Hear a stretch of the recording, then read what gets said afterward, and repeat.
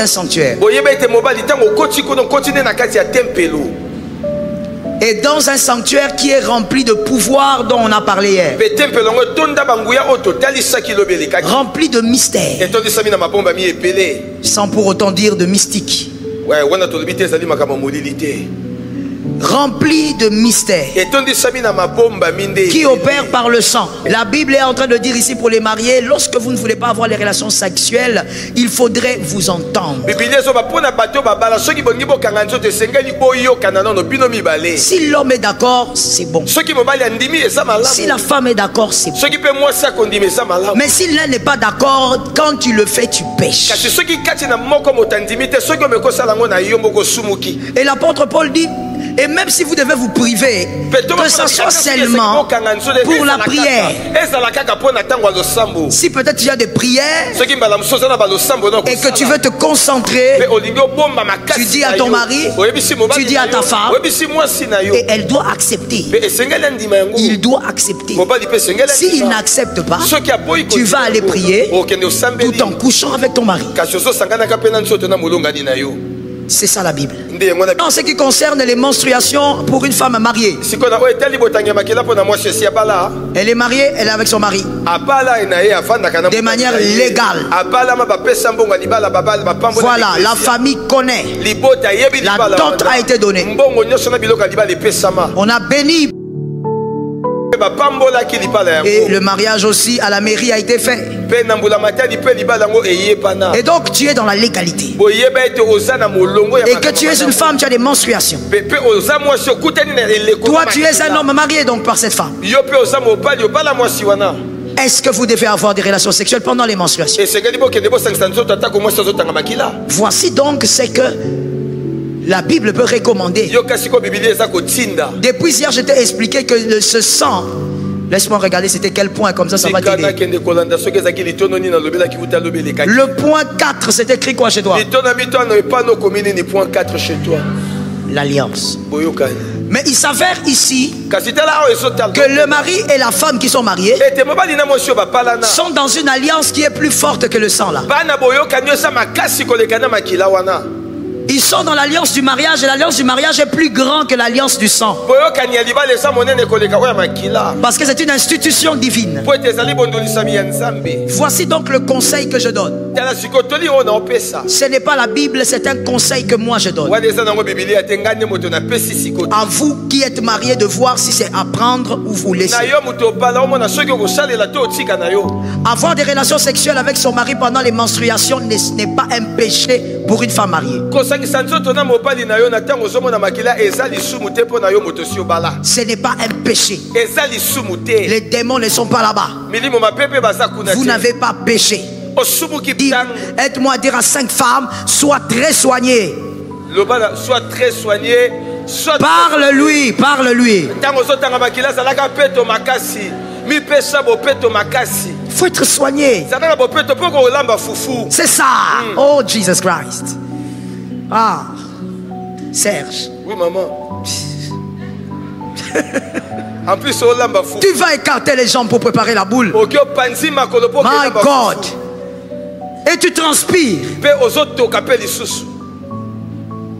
Mais tu es là, tu es à l'aise. Tu...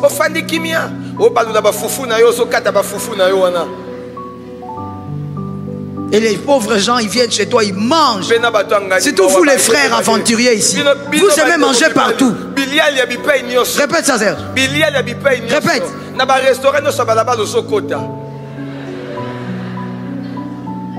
Cette maman-là, tu ne sais pas en quel moment elle est.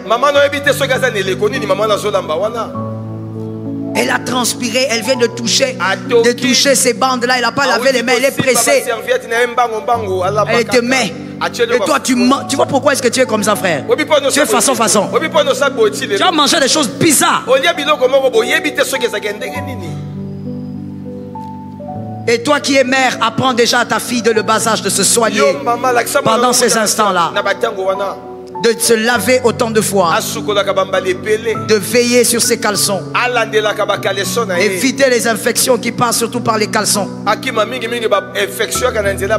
Tu laves ton caleçon, tu l'étales dans la salle de bain. Ne sais-tu pas qu'il y a de l'humidité là-bas? Tu sais pas qu'on a besoin du soleil? Tu sais que le soleil tue les bactéries. Toi, on t'a dit si tu étales là-bas, les sorciers vont envoûter ton caleçon. C'est ta tête là qui n'envoûte pas, c'est ton caleçon qui va envoûter. Je vais te choquer en te disant, s'il envoûte ton caleçon, c'est qui peut envoûter ta tête. Dis ça à 3 personnes. Donc, en parlant des hommes sacrifiés, avant même d'évoluer, notons d'abord ceci, comment ça va nous éclairer. Notons ceci. Laissez les hommes sacrifiés rentrer à la ligne. Et on va revenir à ça. Au moment de l'acte sexuel avec une femme qui a ses menstruations, comme on l'a un peu dit hier, vous n'êtes plus dans un corps. Vous êtes dans un sanctuaire. Ce corps n'est plus un corps ordinaire. C'est un temple. Vous êtes donc monsieur à l'intérieur d'un sanctuaire. Et dans un sanctuaire qui est rempli de pouvoir dont on a parlé hier. Rempli de mystères. Sans pour autant dire de mystique. Rempli de mystères qui opèrent par le sang.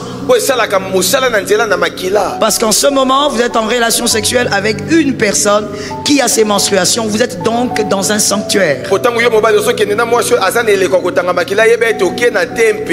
Alors, pour bien évoluer avec les célibataires, réglons d'abord au niveau des mariés, réglons ce problème-là.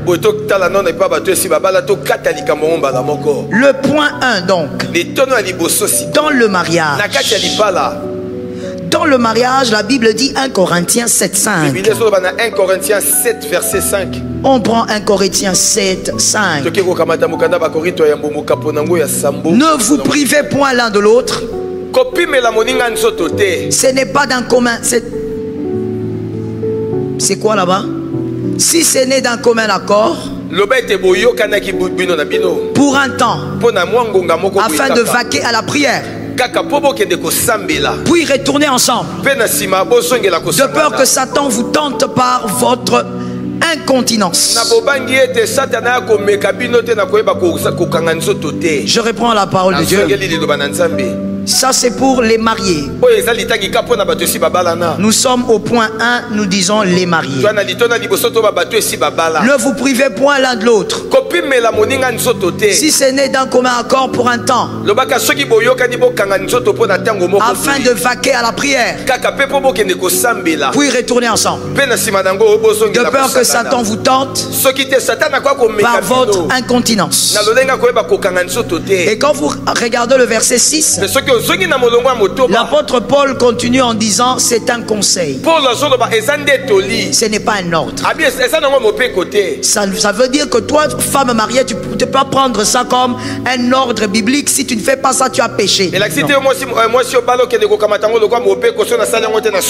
La Bible est en train de dire ici pour les mariés, lorsque vous ne voulez pas avoir les relations sexuelles, il faudrait vous entendre.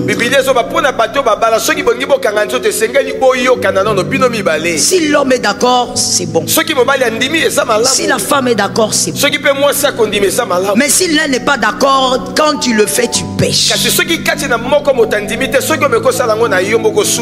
Et l'apôtre Paul dit, et même si vous devez vous priver, que ce soit seulement pour la prière. Si peut-être il y a des prières et que tu veux te concentrer, tu dis à ton mari, tu dis à ta femme, et elle doit accepter. Il doit accepter. S'il n'accepte pas, tu vas aller prier tout en couchant avec ton mari. C'est ça la Bible.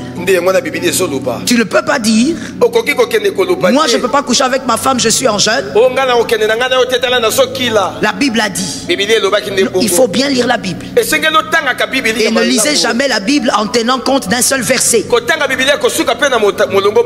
Le verset 6, l'apôtre Paul dit c'est un conseil, ce n'est pas un ordre. Donc tu ne peux pas dire voilà la Bible a dit quand je suis en prière tu ne peux pas me toucher, tu as menti. C'est pas ce que la Bible a dit. La Bible a dit vous devez vous entendre. Si il est d'accord que les 1 mois là tu fasses ta prière sans le toucher. Donc, retenez s'il vous plaît et écrivez, il faut être en accord dans le mariage pour ne pas se toucher. Il faut être en accord. Et maintenant, ce qui concerne les menstruations pour une femme mariée. Elle est mariée, elle est avec son mari. De manière légale. Voilà, la famille connaît. La dot a été donnée. On a béni. Et le mariage aussi à la mairie a été fait. Et donc tu es dans la légalité. Et que tu es une femme, tu as des menstruations. Toi tu es un homme marié donc par cette femme. Est-ce que vous devez avoir des relations sexuelles pendant les menstruations? Voici donc ce que la Bible peut recommander. Depuis hier, je t'ai expliqué que ce sang, laisse-moi regarder c'était quel point, comme ça va t'aider. Le point 4, c'est écrit quoi chez toi? L'alliance. Mais il s'avère ici que le mari et la femme qui sont mariés sont dans une alliance qui est plus forte que le sang là. Ils sont dans l'alliance du mariage et l'alliance du mariage est plus grande que l'alliance du sang. Parce que c'est une institution divine. Voici donc le conseil que je donne. Ce n'est pas la Bible, c'est un conseil que moi je donne. À vous qui êtes mariés de voir si c'est à prendre ou vous laisser. Avoir des relations sexuelles avec son mari pendant les menstruations n'est pas un péché pour une femme mariée. Ce n'est pas un péché. Les démons ne sont pas là-bas. Vous n'avez pas péché. Mais voici ce que moi je vous conseille. Premièrement, pour question d'hygiène, il faut éviter. À cause de l'hygiène. Et même là je dis, ça dépend aussi de l'homme. Si monsieur, tu sais que ta femme est très propre et que même quand elle est dans ses menstrues, c'est une femme très propre et que tu peux aller avec elle, c'est comme tu veux. Mais il y a des femmes qui sont malheureusement, excusez-moi, c'est une retraite, je vais être cru. Il y a des femmes qui sont très sales. Pendant les menstrues, ça sent mauvais. Il n'est pas possible de rester à côté d'elle. Comment voulez-vous qu'un homme même qui est marié puisse prendre sa femme pendant ces moments-là? Parce que ça sent mauvais. Elle a mis ce qu'elle met pour veiller sur sa pureté depuis le matin. Elle reste avec jusqu'au soir. Et elle se promène avec ici à Kinshasa, avec le soleil qu'il y a à Kinshasa. Elle transpire des jambes, mais elle se balade. Et elle arrive à la maison. Le soir, elle ne va pas se laver. Elle enlève seulement. Je parle d'une femme mariée. Elle dépose. Et puis elle va changer. Comment voulez-vous qu'un homme normal, en tout cas, parce que ça dépend, mais un homme normal, comment voulez-vous qu'il prenne une femme, même si sa femme, dans des états comme ça? Mais évidemment, nous sommes dans un monde où il y a du tout. Il y a des hommes aussi qui acceptent. Il s'en fout. Alors si vous êtes marié, je dis, il faut donc vous entendre. Si ça vous va, madame, qu'on vous prenne comme ça, c'est votre mari, vous n'avez pas péché. Si monsieur, ça ne vous dérange pas, les odeurs là, ça ne vous dérange pas, que votre femme est restée avec ça depuis toute la journée. Si vous êtes un vaillant, allez-y monsieur. C'est votre femme. Vous êtes en alliance. Il n'y a aucun verset biblique qui vous interdit. Mais comme je dis, à cause de l'hygiène, il faut des fois s'en priver. Deuxièmement, le conseil, c'est aussi à cause de la biologie. C'est aussi à cause de la santé. On a dit hier que les menstrues c'était quoi? Je vais entendre les femmes parler fort. C'était quoi? Ce sont des déchets qui proviennent de la paroi de l'utérus. Et donc, à cause de ce fonctionnement, la transmission des microbes et des maladies sont plus faciles. Et donc, pour éviter aussi tout ça, vaut mieux se préserver. Mais si vous, madame, monsieur, dans le mariage, vous savez que vous n'êtes pas malade, vous êtes en bonne santé, vous n'avez pas d'infection, et que ça ne vous dérange pas, j'insiste. Parce qu'il faut comprendre que dans le mariage, en dehors des positions que j'avais données dans la retraite passée, positions diaboliques, qui sont des cultes à Lucifer. En dehors de ces positions-là, les relations sexuelles dans le mariage, ça dépend de ce verset que je vous ai demandé, c'est-à-dire, est-ce que la femme est d'accord? Est-ce que l'homme est d'accord? Est-ce que ça ne dérange pas l'un? Quand ça commence à faire mal à l'autre, ce n'est plus la sexualité, il faut laisser ça. Vous devez faire des choses qui plaisent à l'autre. Et donc voici les deux conseils pour les mariés. Et comme je disais, l'appréciation appartient au couple. Tenez compte de ces deux petits conseils: la santé et l'hygiène. Parce qu'il y a même des femmes, malheureusement, mariée, elle va faire ça pendant les menstrues. Et quand c'est terminé, elle reste là. Elle prend de l'air.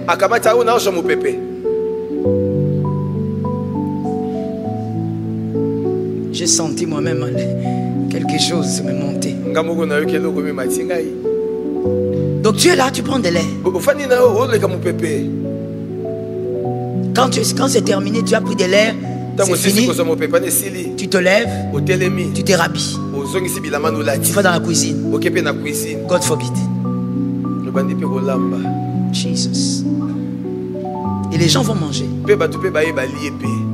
Je vais ouvrir une petite parenthèse avant d'aller maintenant faire les célibataires. Parce qu'avec les mariés, j'ai fini. Vous savez, madame, vous qui êtes mariée, quand vous avez vos menstrues, veillez même à la manière dont vous êtes en train de vaquer à vos occupations dans la maison. Parce que si vous ne veillez pas très bien sur votre corps, vous serez en dégager les odeurs dans toute la maison, mais vous êtes la seule à ne pas savoir qu'on sent des odeurs.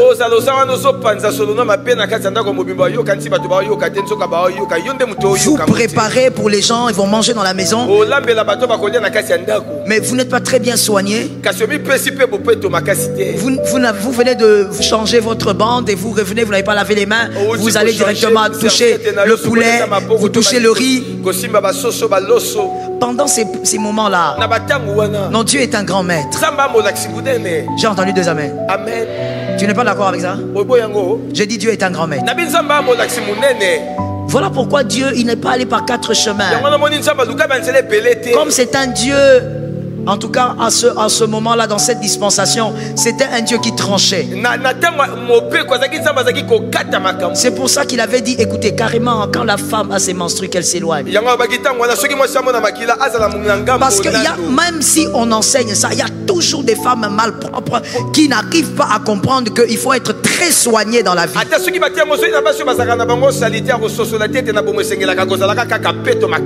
Voilà, répète ça. Et surtout pendant les menstrues, tu dois te laver même 4 fois. Tu te laves. Tu changes ta bande plusieurs fois. Il ne faut pas dire non, non, non, moi ça sort pas beaucoup. Le problème c'est le type d'odeur que tu dégages. Change. Et quand tu enlèves, je parle aux femmes mariées et aux célibataires en même temps là. Tu prends pas pour jeter dans la poubelle là où tout le monde va venir. Là où tout le monde va passer. Il y a même des filles qui jettent en dessous du lit. Tu fais un tas. Tu es sorcière. C'est un rituel. Non, parce que le sang c'est le pouvoir. Tu entasses en dessous du lit. Il y a des choses qu'il ne faut pas faire dans la vie. Lorsque vous avez vos menstrues, soyez très soignés. Aide-moi à dire à 5 femmes, sois très soigné. Sois très soigné. Parle-lui, parle-lui. Il faut être soigné. C'est ça. Oh, Jesus Christ.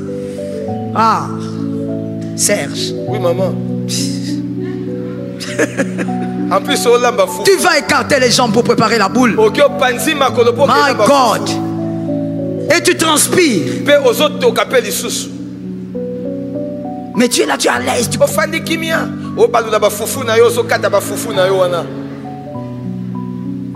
Et les pauvres gens, ils viennent chez toi, ils mangent. Surtout vous les frères aventuriers ici. Vous aimez manger partout. Répète ça, Serge. Répète.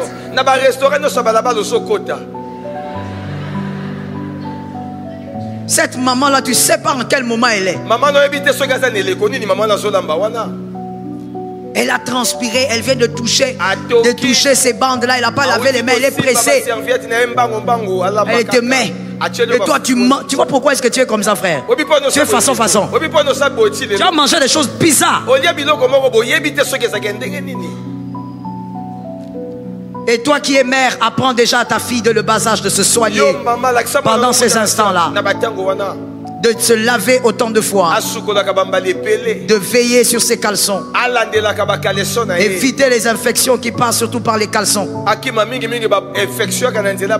Tu laves ton caleçon, tu l'étales dans la salle de bain. Ne sais-tu pas qu'il y a de l'humidité là-bas? Tu sais pas qu'on a besoin du soleil? Tu sais que le soleil tue les bactéries. Toi on t'a dit si tu étales là-bas, les sorciers vont envoûter ton caleçon. C'est ta tête là qui n'envoûte pas, c'est ton caleçon qui va envoûter. Je vais te choquer en te disant, s'il envoûte ton caleçon, c'est qui peut envoûter ta tête. Dis ça à 3 personnes.